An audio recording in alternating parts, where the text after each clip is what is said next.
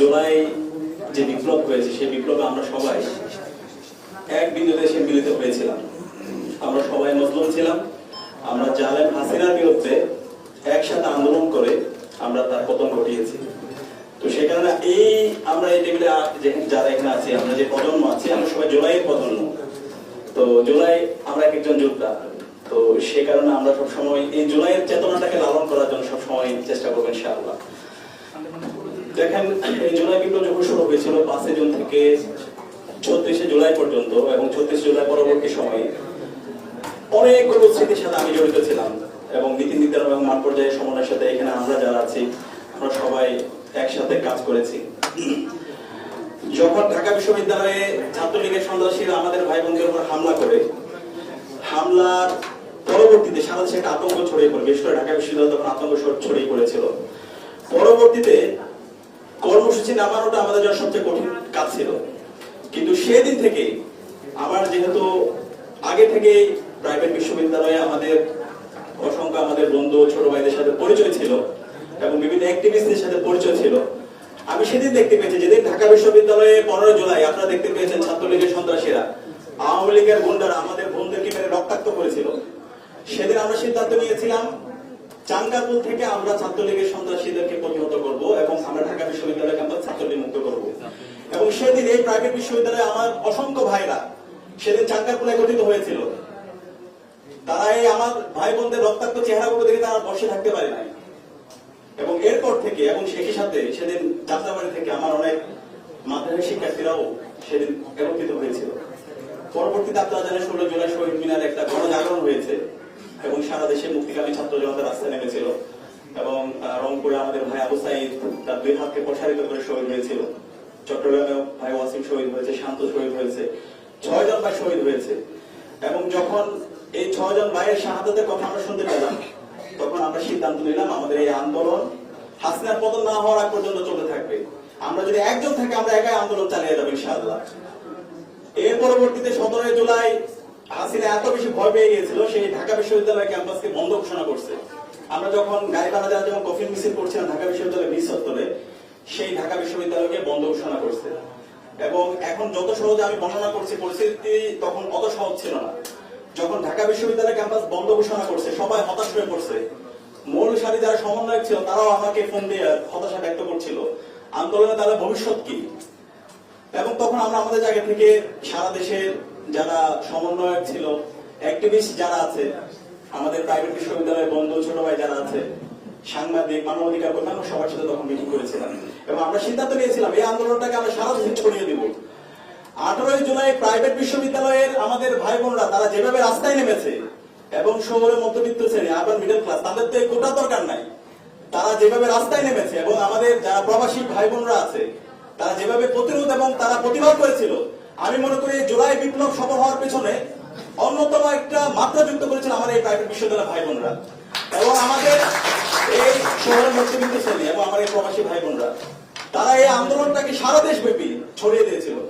সে 18 জুলাই আমরা দেখতে পেয়েছিলাম আমাদের সমন্বয়কদের একটা গ্রুপ, তারা বিভিন্ন ভাবে নেগোসিয়েশন করার চেষ্টা করছিল, আমাদের কাছে ইনফরমেশন আসছিল, তারা সংলাপের কথা বলছিল।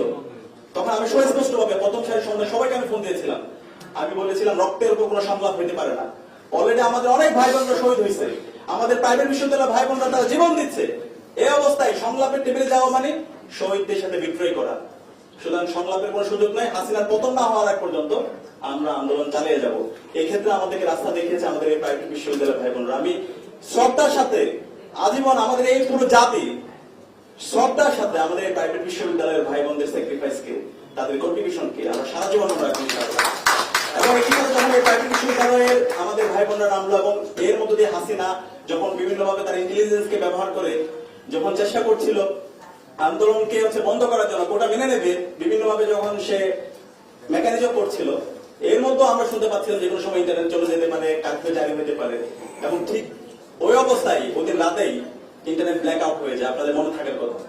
এবং ইন্টারনেট যখন ব্ল্যাক আউট হয়ে যায় সবকিছু ডিসকানেক্টেড এবং মিডিয়ায় প্রতিনিয়ত এত বেশি প্রপাগান্ডা হয়েছিল, তখন ছাত্রলীগের পান্ডাদের বিভিন্ন ধরনের কমেন্ট নিয়ে এসে দেখানো হচ্ছিল শিক্ষার্থীরা পড়ার টেবিলে ফিরে গেছে আর এখন আন্দোলন হচ্ছে না, সে ফ্রেমিং করছিল এই আন্দোলনটা স্বাধীনতা বিরোধী, যুদ্ধাপরাধী, এরপর হচ্ছে জামাত ছিল, এবার বিভিন্নভাবে ফ্রেমিং করে আন্দোলনটাকে বন্ধ করার জন্য চেষ্টা করছিল। কিন্তু 19 জুলাই আমরা সকাল থেকে যাত্রাবাড়িতে আমার কওমি মাদ্রাসার ভাই বোনদের যে স্যাক্রিফাইস দেখতে পেয়েছি, তারা যেভাবে আবু সাইদের মতো তাদের দুই হাতকে প্রসারিত করে জীবন বিলিয়ে দিয়েছে, সেই মাধ্যমে পুরো আন্দোলনটা সারা দেশব্যাপী ছড়িয়ে পড়েছিল। এভাবে আমরা সাভারের শ্রমিক আমাদের ভাই বোনদের তাদের কন্ডিশন দেখতে পেয়েছি, সারা দেশব্যাপী আমাদের এই জুলাই আন্দোলন ছড়িয়ে পড়েছিল, এবং এর মাধ্যমে আমরা ফতে গণভবনের মাধ্যমে আজকে আমরা নতুন বাংলাদেশ পেয়েছি। এবং এখানে অসংখ্য গল্প আছে, হাজারো মানুষের নেপথ্যে এবং সামনে থেকে কন্ট্রিবিউশন আছে। এই জুলাই বিপ্লব পরবর্তী 5 অগাস্টের পরে আমাদের আকাঙ্ক্ষা ছিল এই জুলাই যেভাবে আমরা কমন গোল নিয়ে, গ্রেটার পারপাস নিয়ে বাংলাদেশ বর্ষে সবাই এক হয়ে নতুন বাংলাদেশ বিনির্মাণ করার জন্য আমরা একত্রিত হয়েছিলাম, সে আলোকে আমাদের এই বাংলাদেশটা বিনির্মাণ হবে।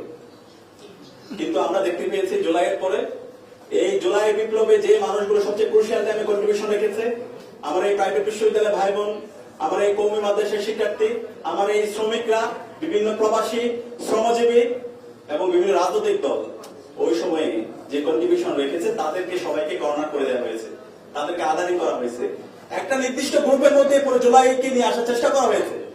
আমার এখনো মনে আছে সেই সময় 5 অগাস্টের পরে, 5 অগাস্ট রাতে আমরা একসাথে একই বাসায় ছিলাম।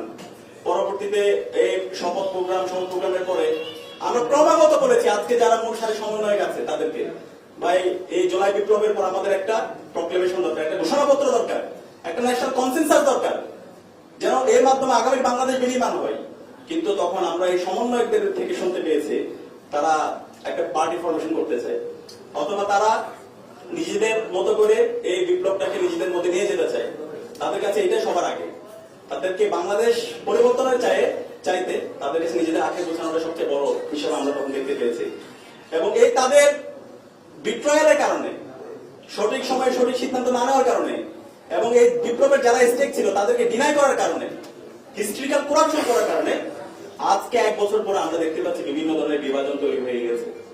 আমাদের এই জুলাইয়ের পর আমাদের প্রথম দাবি ছিল যাদের মাধ্যমে আজকে আমরা আজাদী পেয়েছি, নতুন বাংলাদেশ পেয়েছি, আমাদের এই শহীদদেরকে রাষ্ট্রীয় স্বীকৃতি দেওয়া, তাদের পরিবারের দায়িত্ব নেওয়া। আমাদের যারা গাজী আছে সেই গাজী পরিবারের তাদের ট্রিটমেন্টের ব্যবস্থা করা এবং তাদের পরিবারের দায়িত্ব নেওয়া। কিন্তু আমরা দেখতে পেয়েছি রাষ্ট্র থেকে তাদেরকে ডিনাই করা হয়েছে। আমার মনে আছে 5 অগাস্টের পরে পুরো অগাস্ট মাস জুড়ে আমি শহীদ পরিবারের কাছে গিয়েছি, গাজী পরিবারদের সাথে দেখা সাক্ষাৎ করছি, তাদের ট্রিটমেন্টের জন্য বিভিন্নভাবে কাজ করেছি। কিন্তু এই যারা নিজেদেরকে মাস্টার মাইন্ড দাবি করে এবং পুরো জুলাই বিপ্লবকে কুক্ষিগত করতে চেয়েছিল, তারা তখন সরকারের বিভিন্ন ধরনের দপ্তরে তারা দৌড়াদৌড়ি করছিল, তারা বিভিন্ন ধরনের পদ দখল করার জন্য সে সময় চেষ্টা করেছিল এবং বাকিদেরকে সবসময় কর্নার করে দেওয়া হয়েছে। পরবর্তীতে এই আমাদের এই শহীদদেরকে এবং আহতদেরকে তাদের ট্রিটমেন্ট ব্যবস্থা করা, তাদের দায়িত্ব নেওয়া, সেই জায়গায় আমরা এখন পর্যন্ত সেই ধরনের দৃশ্যমান কাজ দেখতে পাচ্ছি না। যেগুলো দেখতে পাচ্ছি সেগুলো একটা শহীদদের সাথে প্রতারণা করা। আমাদের এই জুলাই ফাউন্ডেশন আমার এক ছোট ভাই রাহাত উত্তরায় সেগুলি বিরুদ্ধে হয়ে তার চোখ হারিয়েছে, তার 30 লক্ষ টাকা দরকার। সেটার জন্য আমাকে এই সমন্বয়কদেরকে এবং জুলাই ফাউন্ডেশন কমপক্ষে 20 থেকে 25 বার ফোন দিতে হয়েছে। এরপরও সর্বশেষ 1 লক্ষ টাকা দিচ্ছে। আর ভাই রাষ্ট্রের কি টাকার অভাব আছে? পরবর্তীতে আমরা নিজেরাই ফান্ডিং বিভিন্ন জায়গায় গিয়ে বিভিন্ন বড় বড়ের কাছে গিয়ে 30 লক্ষ টাকা ম্যানেজ করে তাকে থাইল্যান্ডে পাঠিয়েছি। এরকম হাজারো আমাদের আহত ভাই বোনরা তারা এখন রাস্তার ধারাধারি করছে, এখনো তারা ট্রিটমেন্ট পাচ্ছে না। তাদের পরিবারগুলো, তাদের ফ্যামিলি ডিভোর্স হয়ে যাচ্ছে। পরিবারে একমাত্র যে হচ্ছে তার ফ্যামিলিকে পরিচালনা করতো সে আহত হয়ে এখন হাসপাতালে বেডে পড়ে আছে, তার ফ্যামিলি, তার পরিবার দুঃসহ জীবন পরিচালনা করছে। এরপর আমাদের এই প্রত্যাশা ছিল এই জুলাই বিপ্লবের পর আমাদের যে প্রতিষ্ঠানগুলোকে ভেঙে চুরমার করে দেওয়া হয়েছে গত 16 বছরে, সেই প্রতিষ্ঠানগুলোকে নতুন ভাবে ঢেলে সাজানো হবে এবং যে ফেসিবাদের দোসররা হাসিনাকে হাসিনা বানাইছে তাদেরকে সমূল উৎপাদন করা হবে। আমরা দেখতে পেয়েছি তাদের প্রতি সিম্পেথি, তাদেরকে আবার বিভিন্নভাবে পুনর্বাসন করা প্রত্যেকটা জায়গায়। তাদের প্রতি একটা দরদ তৈরি হয়ে গেছে যে অন্তর্বর্তীকালীন সরকার যারা রক্তের উপর বসে শপথ গ্রহণ করেছে তারা তাদের প্রতি দরদ দেখায়। আবার আমরা যখন এইদেরকে প্রতিরোধ করতে যাই তখন তাদেরকে বলা হয় মব। কোন ধরনের সুস্পষ্ট একটা জুলাইয়ের সাথে গাদ্দারি, জুলাইয়ের সাথে প্রতারণা। এবং এই যে আমরা বলছিলাম আমাদের এই প্রতিষ্ঠানগুলোকে নতুন ভাবে ঢেলে সাজানোর জন্য যে সংস্কারের কথা, সেগুলোকে দীর্ঘসূত্রতা করা হচ্ছে এবং এগুলোকে বিভিন্নভাবে এত দীর্ঘায়িত করা হচ্ছে, মানুষের এটার প্রতি এখন ট্রাস্ট ডেফিসিট তৈরি হচ্ছে, আস্থার সংকট তৈরি হচ্ছে। এর পাশাপাশি আমরা দেখতে পাচ্ছি আমাদের ছাত্র উপদেষ্টা যাদেরকে আমরা পাঠিয়েছি তারাও এখানে বুক বিলাসে মত্ত হয়ে পড়েছে।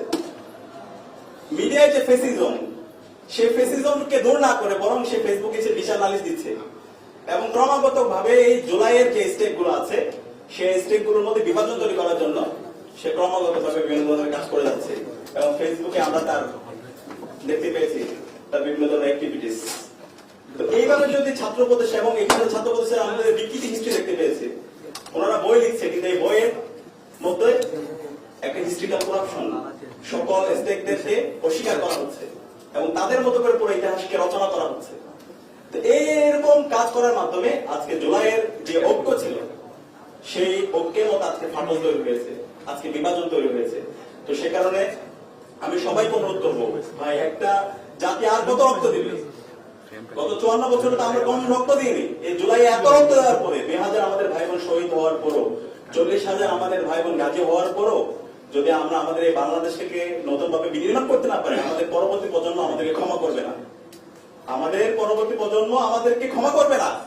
আমি অন্তর্বর্তীকালীন সরকারকে অনুরোধ করব এবং আমাদের রাজনৈতিক দলগুলোকে অনুরোধ করব, ছাত্র সংগঠনগুলোকে অনুরোধ করব, আমরা জুলাইয়ের প্রশ্নে, বাংলাদেশ প্রশ্নে শহীদদের আকাঙ্ক্ষার আলোকে নতুন বাংলাদেশ বিনির্মাণ করার জন্য আমরা যেন ঐক্যবদ্ধভাবে কাজ করি। এক্ষেত্রে অনেককে অনেক ছাড় দিতে হবে, জামাতকে ছাড় দিতে হবে, বিএনপিকে ছাড় দিতে হবে, আমরা যারা ছাত্ররা আছি সবাইকে ছাড় দিতে হবে, কিন্তু শহীদদের যে স্পিরিট সেই স্পিরিটের আলোকে আমাদের এই নতুন বাংলাদেশ বিনির্মাণ করতে হবে। আমরা যদি এটা করতে ব্যর্থ হই তাহলে আগামীর বাংলাদেশ আমাদের অনেক খারাপ কিছু অপেক্ষা করছে।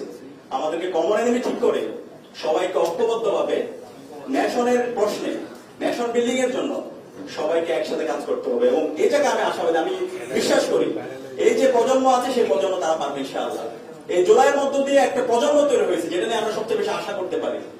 সেই প্রজন্ম তারা শিবির করে না, ছাত্রদল করে না, বিএনপি জামাত অথবা কোনো সংগঠন করে না, কিন্তু তারা বাংলাদেশ প্রশ্নে তারা প্রতিবাদ করতে শিখে গেছে, তারা সত্যকে সত্য বলতে শিখে গেছে এবং মিথ্যার প্রতিবাদ করতে তারা কাউকে ভয় পায় না। তো এই প্রজন্ম যদি বেঁচে থাকবে সেই প্রজন্মই তারা জুলাইয়ের যে স্পিরিট, জুলাইয়ের আকাঙ্ক্ষা সেটাকে ধারণ করে বাংলাদেশকে একটি সমৃদ্ধ বাংলাদেশ করার জন্য, ইনসাফ ভিত্তিক একটি বাংলাদেশ বিনির্মাণ করার জন্য তারা কাজ করে যাবে। আজকে ওনার যে আয়োজন করেছে সেই আয়োজন করার জন্য ওনাকে অসংখ্য ধন্যবাদ। আমরা আশা করছি আমরা সবাই পাবলিক, প্রাইভেট, শ্রমিক থেকে শুরু করে ডান বাম সবাই এক বিন্দুতে মিলিত হয়ে আমরা আগামীর বাংলাদেশ বিনির্মাণ করবো ইনশাআল্লাহ। আসসালামু আলাইকুম।